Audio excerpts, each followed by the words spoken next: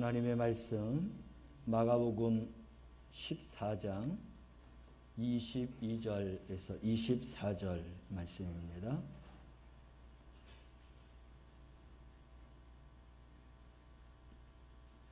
마가복음 14장 22절에서 24절 말씀입니다. 한 목소리로 함께 말씀을 봉독합니다. 그들이 먹을 때에 예수께서 떡을 가지사 축복하시고 떼어 제자들에게 주시며 이르시되 받으라 이것은 내 몸이니라 하시고 또 잔을 가지사 감사기도 하시고 그들에게 주시니 다 이를 마시매 이르시되 이것은 많은 사람을 위하여 흘리는 나의 피 곧 언약의 피니라. 아멘.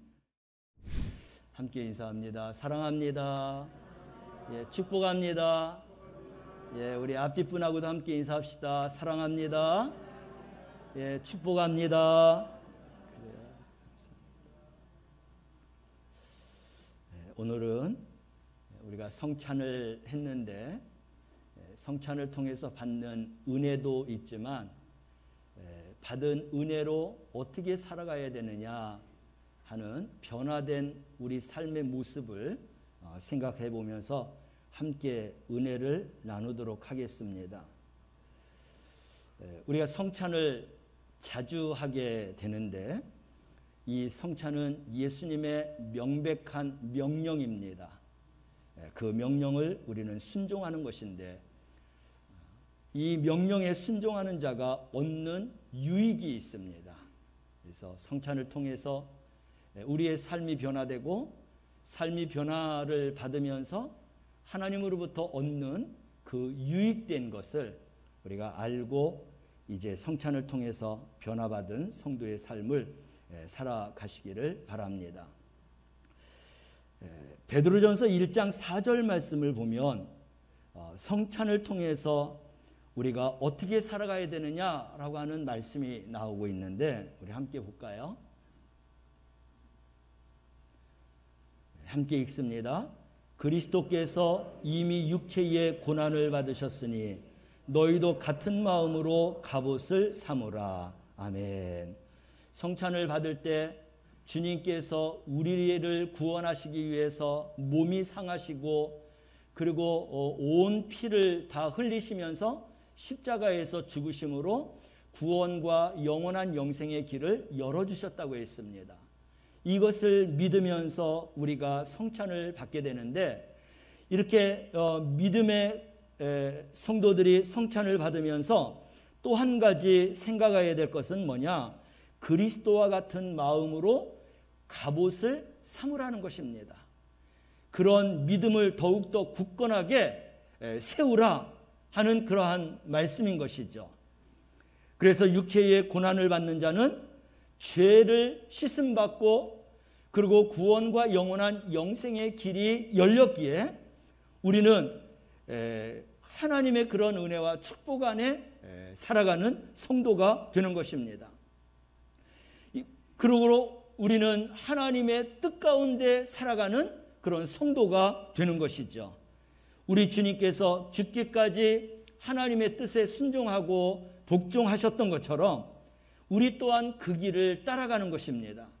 그래서 하나님의 말씀을 순종하고 또 복종하고 죽기까지 따랐던 그 예수님처럼 우리도 그 길을 걸어가는 것이죠. 성찬을 받으면서 우리는 거기까지 우리의 길을 나아가야 하겠습니다. 여기서 같은 마음이라고 하는 말씀이 나오고 있어요.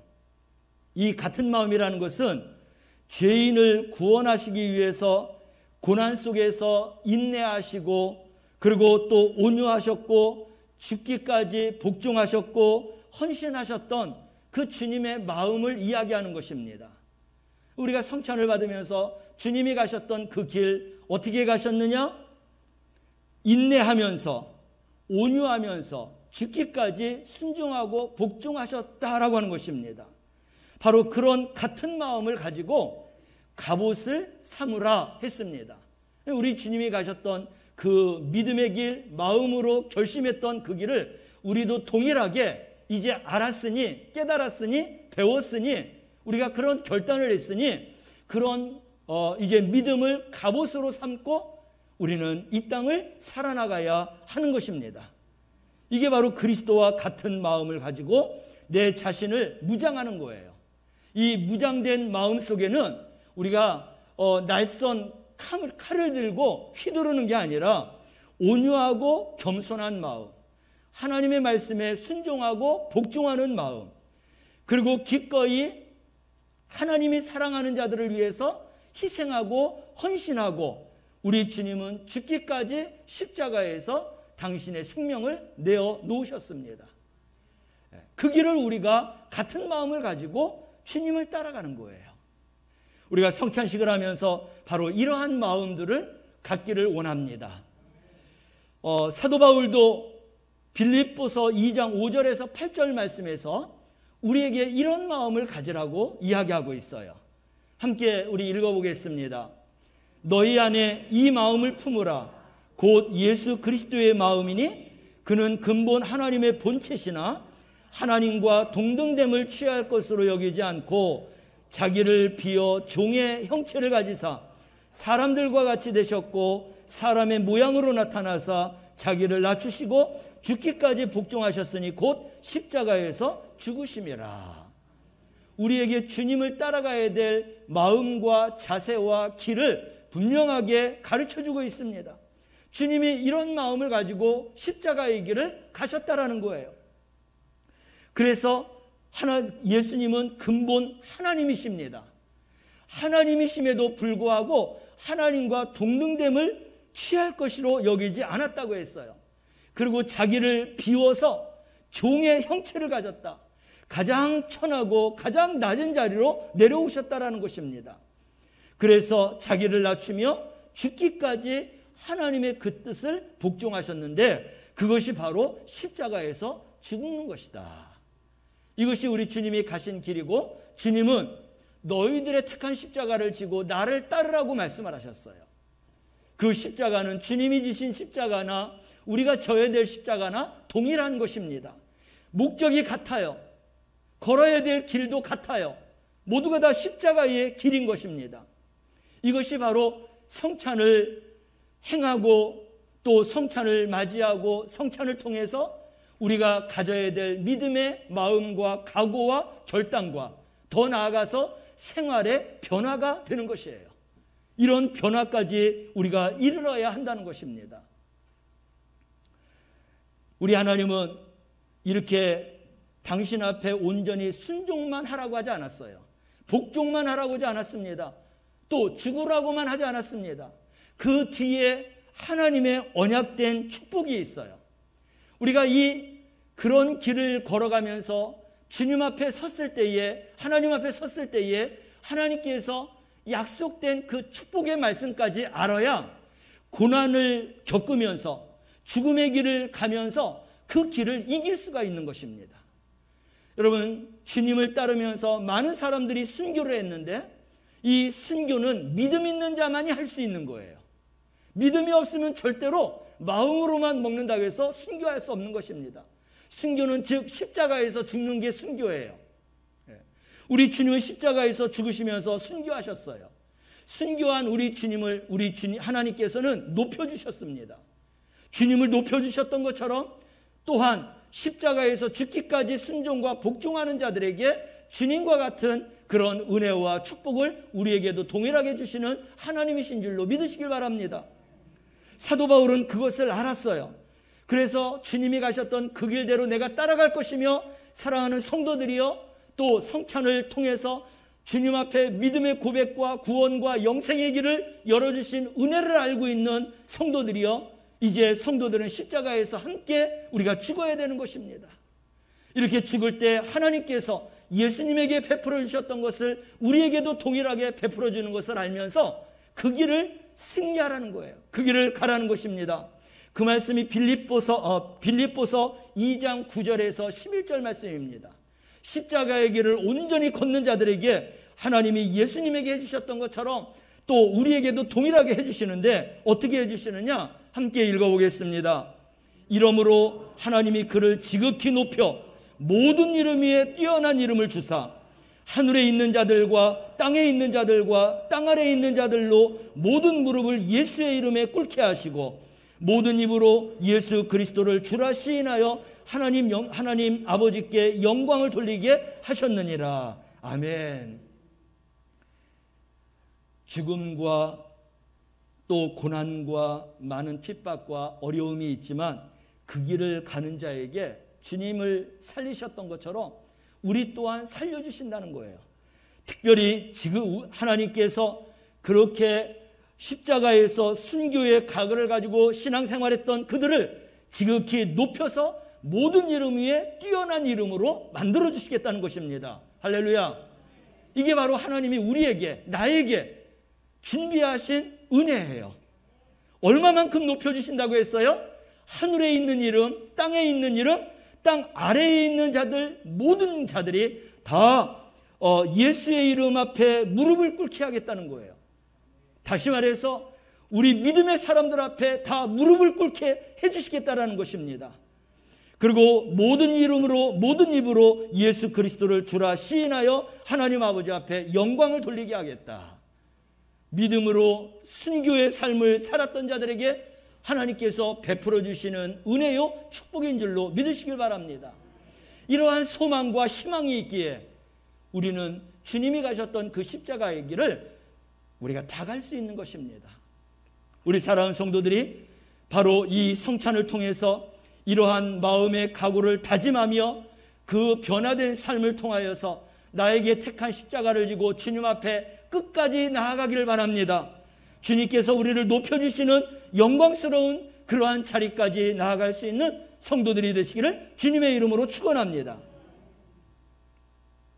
그래서 이제 우리는 이 뜻을 알고 이 땅을 살아가면서 어떻게 살아가야 되느냐 하는 것입니다. 이제 우리의 삶의 변화가 있어야 되는 거예요. 은혜만 받아서는 안 되는 것입니다. 깨달아서만 해도 안 되는 것이에요. 우리는 무언가 분명하게 변화된 삶을 보여주어야 우리가 정말로 믿음의 사람이다, 그리스도인이다라고 하는 칭함을 얻게 되는 것입니다. 여러분, 우리가 이렇게 변화받기 전에는 이전에 우리는 어떻게 살았어요? 정욕을 따라서 살았습니다. 하나님의 뜻보다도 내 육신의 그러한 때를 따라서 우리가 지금까지 살아온 것이죠. 그러므로 이제 성찬을 맞이하며 새로운 삶의 변화를 각오하고 살고자 하는 그리스도인들은 어떻게 살아가야 되느냐? 베드로전서 4장 2절 말씀으로 가볼까요? 함께 읽어보겠습니다. 그 후에는 다시 사람의 정욕을 따르지 말고 하나님의 뜻을 따라 육신의 남은 때를 살게 하려 함이라. 아멘. 이전에 살던 그런 삶으로 살지 말라는 거예요. 이제 하나님의 뜻을 따라서 나의 남은 육신의 삶을 하나님을 바라보고 살으라고 하는 것입니다. 우리가 성찬할 때마다 이런 결단의 마음과 각오의 마음을 가지고 성찬에 임할 수 있기를 바랍니다. 사랑하는 성도 여러분, 이 땅을 살면서 정욕을 그치라고 했어요. 정욕을 따르지 말라고 했습니다. 이 정욕 속에는 어떤 것들이 들어가 있느냐면 베드로전서 4장 3절 말씀을 보면 우리가 주님 앞에 나아가기 전까지 이 땅에서 정욕으로 살아왔던 그런 삶의 모습들을 배열하고 있는데 3절 말씀을 함께 읽어보겠습니다. 너희가 음란과 정욕과 술 취함과 방탕과 향락과 무법한 우상 숭배를 하여 이방인의 뜻을 따라 행한 것은 지나간 때로 족하도다. 하나님의 은혜를 깨닫고 그리스도인으로서 삶의 변화를 받고 살기 전에는 이렇게 살았어요. 그래서 음란과 정욕과 술 취함과 방탕과 향락과 무법한 우상 숭배를 따라서 살았는데 이제는 그렇게 살 필요가 없다는 것입니다. 그것은 이미 지나간 것이라는 거예요. 지나간 것으로 그냥 족하게 생각하라는 것입니다. 그리고는 우리는 그리스도와 같은 마음을 가지고 그것을 갑옷으로 삼고 그리고 살라는 거예요. 그리스도인답게 살라는 것이죠. 하나님의 자녀답게 살라는 것입니다. 더 이상 자기의 정욕을 따르지 말고 이방인의 뜻을 따르지 말고 이제는 하나님의 뜻을 따라 살라라는 것이에요. 이런 결심과 결단을 갖는 우리 성도들이 되시기를 바랍니다. 그래서 성찬을 받기 이전의 삶과 성찬을 받고 살아가는 이후의 삶은 분명하게 다르게 되는 것이에요. 변화받은 것입니다. 정욕을 따라 살던 그 삶을 다 이제 내려놓고 이제 하나님의 뜻을 따라서 우리는 살아가게 되는 것이죠. 이렇게 살아가게 되면 이방인들이 우리를 어떻게 하느냐? 비방과 모욕을 한다고 했어요. 비방과 모욕을 듣는다 할지라도 우리는 십자가의 길을 기꺼이 따르는 성도가 되어 살아가시길 바랍니다. 그럴 때 산자와 죽은 자를 심판하시는 주님 앞에 설 때에 우리는 하나님의 상급이며 착하고 충성된 종으로서 인정받는 그러한 하나님의 종 또 그리스도인이 되어서 주님 앞에 서게 될 줄로 믿습니다. 여러분, 이렇게 변화된 삶을 살았던 사람에 대한 예화를 하나를 준비했습니다. 미국의 프로야구 뉴욕 매추팀의 투수였는데 팀 버그라고 하는 사람이 있어요. 이 팀 버크는 아주 유명한 그러한 야구 투수 그런 선수였습니다. 한참 명성을 떨치던 때였는데 34살에 그는 조기 은퇴했어요. 더 할 수도 있는데 그러면서 조기 은퇴한 그 이유와 그 목적을 분명하게 이야기하고 있는 것입니다. 왜 조기 은퇴했느냐? 우리가 입양한 5명의 아이가 있는데 우리는 그 아이들을 위해서 우리가 살아야 된다. 그러므로 내가 투수일하는 것보다도 아이들을 키우는 일이 더 우선순위다라고 이야기한 겁니다. 우리가 생각했을 때는 잘 나갔을 때 더 잘 던져서 더 많이 벌어서 5명의 아이들을 잘 키우면 그것이 훨씬 더 좋을 것 같은데, 근데 이 존 버크 그리고 그 아내는 생각이 달랐어요. 그들은 자기들이 입양한 아이들이 우선순위였던 것입니다. 그 이유에 대해서도 말하고 있어요. 먼저 이 존 버크가 조기 은퇴하면서 남겼던 말이 있는데, 내가 없어도 야구는 잘 될 것 같아서 나갑니다 라고 이야기를 했어요. 그리고 내 아이들에게는 아버지인 내가 꼭 필요합니다. 그들을 돌봐줄 사람은 나밖에 없습니다. 그러면서 입양된 아이들을 키우기 위해서 그런 이야기를 했습니다. 그러면 입양된 아이들이 어떤 아이들이냐? 큰 딸아이는 스테판이라고 해서 5살이에요. 이 아이는 한국에서 입양을 했습니다. 그가 조산으로 태어나서 심장에 구멍이 뚫려갖고 부모에게 버림받은 아이예요. 그런 아이를 데려다가 자기 자녀로 입양해서 키우는 겁니다. 둘째 아이는 라이언이라고 하는 아이고 5살인데 이 아이는 과테말라의 남자아이예요. 이 아이도 갑상선에 문제가 있습니다. 그래서 그 문제 때문에 정신질환을 앓고 있는 아이였어요. 셋째는 누구냐? 니콜이라고 하는 아이인데 2살 배기입니다. 얘도 한국 여자아이예요. 태어날 때서부터 오른손이 없어요. 심장에 문제가 있어갖고 간질하는 아이입니다. 넷째는 웨인인데 2살 배기예요. 다리에 장애가 있어서 베트남에서 왔는데 길거리에 버려진 아이를 입양한 겁니다. 그리고 마지막 5째 아이는 누구냐면 과테말라에서 입양한 아이인데 여자아이입니다. 입술과 입천장이 갈라져서 태어난 아이예요. 그래서 버림받은 아이입니다. 이런 5 아이를 입양하고 키우는데 야구하는 것 때문에 지장을 받아서 둘 중에 하나를 무엇을 선택했냐면 아이들 입양해서 키우는 것을 선택해서 키우는 겁니다. 남자만이 아니에요. 그 아내 크리스틴이라고 하는 이제 아내가 있습니다. 이 아내는 이런 이야기를 하는 것입니다. 우리는 예수님을 믿고 거듭났습니다. 그리고 예수님에게 받은 그 사랑을 이제는 이웃에게 나눠주면서 살려고 합니다. 그렇게 사랑을 갖고 이웃에게 나눠주며 살려고 하는데 하나님께서 주신 그 삶의 모습은 이런 아이들을 데려다가 그리고 하나님의 사랑을 베풀면서 살아가라고 하는 것입니다.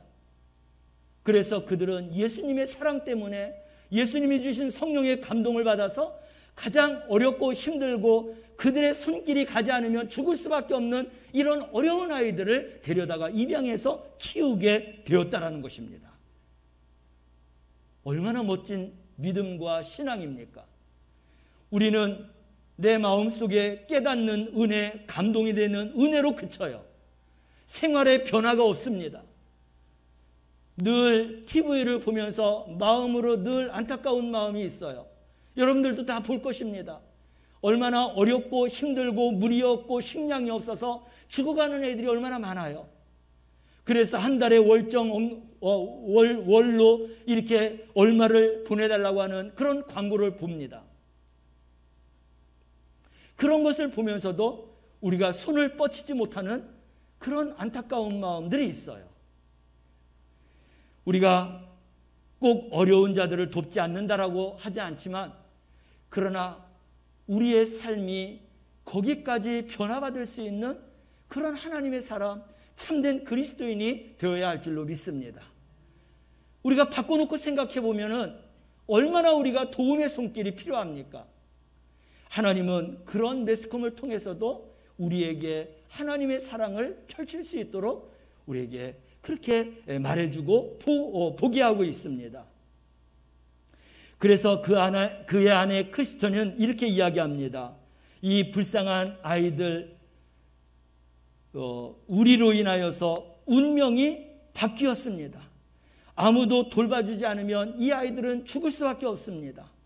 그래서 우리는 이 아이들을 키우면서 하나님의 사랑을 나누고 있습니다 라고 이야기를 하고 있어요. 그들의 손길을 통해서 그런 생명들이 정말 하나님의 사랑 안에서 운명이 바뀌어지면서 살아가고 있다는 것이죠. 이런 것들이 우리에게 주어지는 숙제예요. 결국은 하나님의 사랑을 나누라고 하는 것이죠.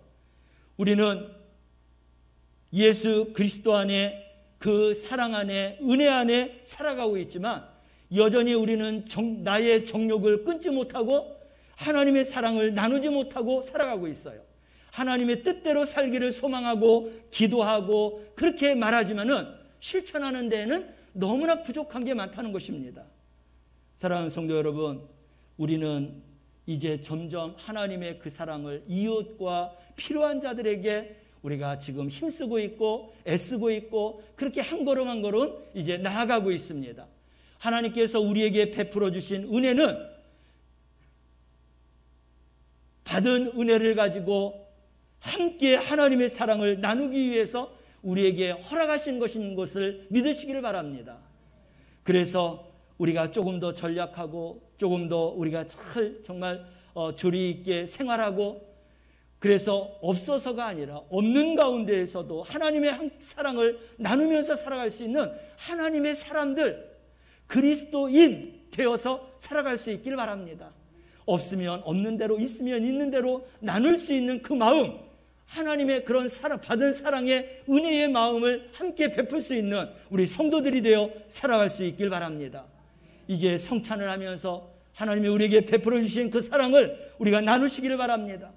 우리가 은혜로만 그치면은 하나님의 사랑을 나누고 베푸지 못하면 우리는 열매가 없는 것입니다. 열매 없는 것은 하나님의 나라의 유업으로 받지 못한다고 했어요. 그러나 하나님의 사랑을 나누면서 성령의 열매를 맺는 자들은 하나님 나라에 넉넉히 들어간다고 했어요. 이미 하나님의 나라에 넉넉히 들어갈 수 있는 은혜와 방법도 하나님은 우리에게 말씀해 주고 있습니다. 우리가 이미 갈라디아서 5장 22절과 23절 말씀을 보면 성령의 열매가 있어요. 하나님의 사랑을 나누다가 보면 어떤 열매가 맺혀집니까? 사랑과 희락과 그리고 화평과 오래 참음과 자비와 양성과 충성과 온유와 절제의 이러한 열매를 맺게 돼요. 그런 열매를 맺고 살아가는 자들은 하나님 나라 유업을 넉넉히 받는다고 했는데 우리가 하나님의 말씀을 통해서 이미 하나님의 나라를 살아갈 수 있는 그런 은혜로운 그러한 삶을 우리에게 주어받았는데 우리가 이러한 삶을 살다가 주님 앞에 설 때에 하나님 앞에는 영광이고 우리에게는 하나님으로 인하여서 주님으로 인하여서 착하고 충성된 종으로 인정받고 하나님 나라를 넉넉히 들어갈 수 있는 그러한 성도가 되어 살아가시기를 바랍니다. 성찬을 행할 때마다 이 마음을 갖고 이 생활의 변화를 통해서 하나님 앞에 영광 돌리는 그런 삶을 살아가시기를 주님의 이름으로 축원합니다. 기도합니다. 사랑하신 하나님 아버지, 감사합니다. 성찬을 통해서 구원의 길과 영생의 길을 열어주신 은혜를 감사하며 동참했는데 이제는 좀 더 나아가서 성찬을 통해서 우리 삶의 변화가 있게 하여 주옵소서. 하나님 앞에 받은 그 사랑을 하나님의 뜻대로 살아갈 수 있게 하셔서 또 우리에게 베풀어 주신 은혜를 나누고 베풀면서 살아가게 하셔서 성령의 열매를 맺고 그리고 하나님 앞에 영광 돌리며 하나님 나라의 유업을 넉넉히 받을 수 있는 거룩한 성도가 되어서 살아가게 하여 주옵소서. 감사드리며 예수님의 이름으로 기도드리옵나이다. 아멘.